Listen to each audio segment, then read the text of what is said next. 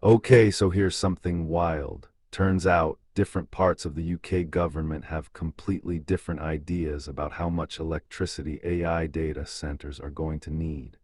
One department thinks it's a huge amount, while another thinks it's much less. What this means is they haven't really figured out how to balance their big goals. They want the UK to be an AI leader, which needs tons of power, but they also want to hit their net zero carbon targets.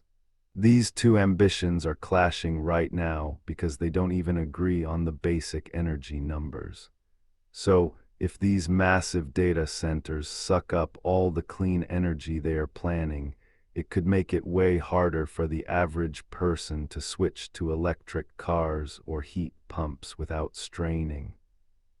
You know how Cannes is super old school about movies. Well, this week, right next door, they held the first ever World AI Film Festival, and it was pretty wild.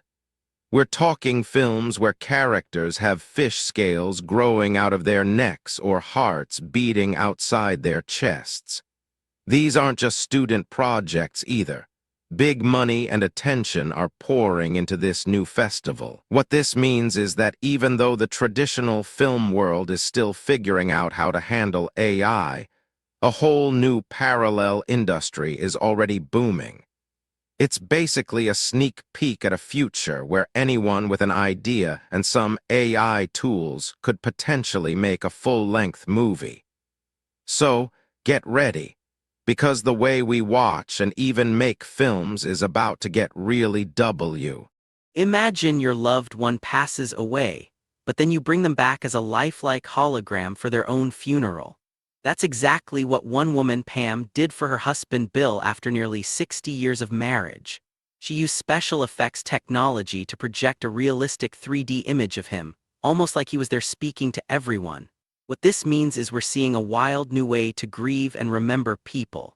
Instead of just photos or videos, families can now create interactive digital versions of their loved ones. It really challenges our ideas about death and presence. This could totally change how we say goodbye, making funerals feel less like a final end and more like a continued conversation.